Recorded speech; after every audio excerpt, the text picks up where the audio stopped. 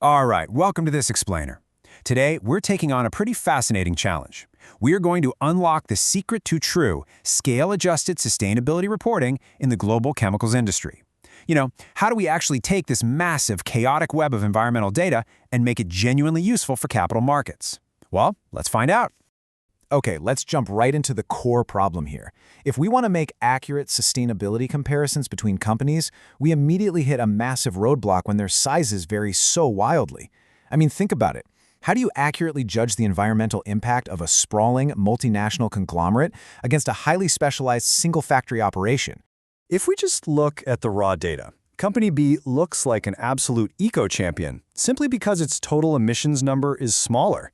But as we'll see, without the proper context, that assumption is a complete illusion. A smaller number doesn't automatically mean a company is operating more sustainably or efficiently, right? Usually, it just means they produce less stuff. And to make things even more complicated, the global chemicals industry is incredibly diverse. We're talking about a sector that transforms feedstocks into over 70,000 diverse products globally. 70,000! Everything from the polymers inside the smartphone in your pocket to the agricultural fertilizers used to grow our food. Because of this insane variety, trying to make raw one-to-one comparisons across different segments is practically impossible. So what's the fix? Enter the SASB chemical standard. Now operating under the IFRS Foundation, you can think of this standard as the ultimate corporate playbook. It's specifically designed to help companies structure all this chaotic data so it's actually uniform and, more importantly, genuinely meaningful for financial decision-making.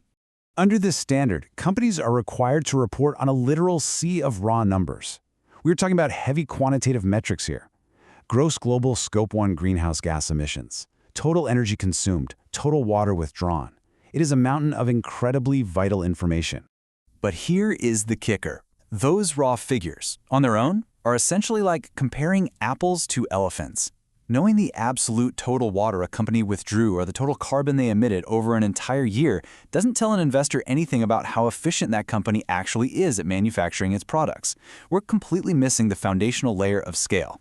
Now, this brings us to the hero in all this data chaos, the SASB activity metric, specifically code RTCH-000.A.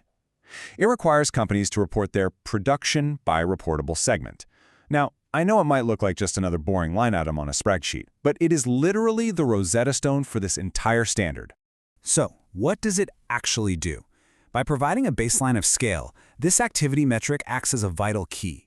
It takes those massive, abstract environmental impacts, the total emissions, the water use, the waste, and it grounds them in physical, real-world production realities. It finally gives us that true apples-to-apples comparison we've been looking for. To really visualize how this works in practice, just picture a massive chemical facility. The standard requires extremely precise physical measurements for this production metric. If you're looking at a warehouse where solid products are stacked up, those are measured strictly by weight in metric tons. And sitting right next door, liquid and gas storage tanks are measured by volume in cubic meters. This ensures our baseline is rooted in absolute physical reality. Okay, so how does this actually build our corporate ledger? Well, it's remarkably simple math. By taking those massive raw ESG metric totals and just dividing them by our physical activity metric, those metric tons in cubic meters, we create a normalized indicator. Boom.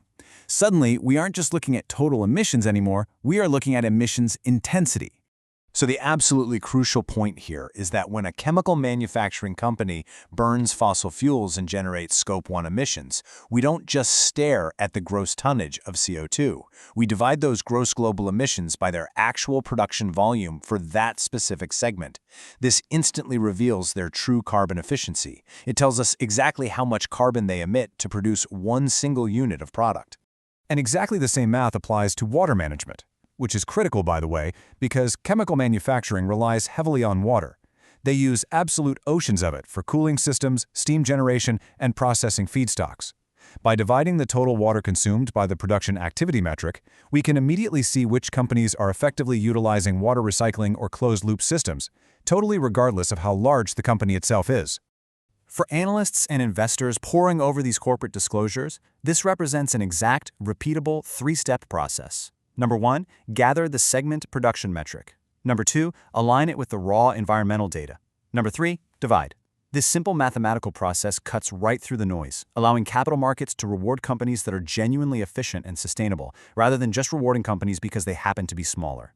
And honestly, this quote right here gets to the very core of the framework's purpose. The goal isn't just to collect environmental data for the sake of feeling good about it.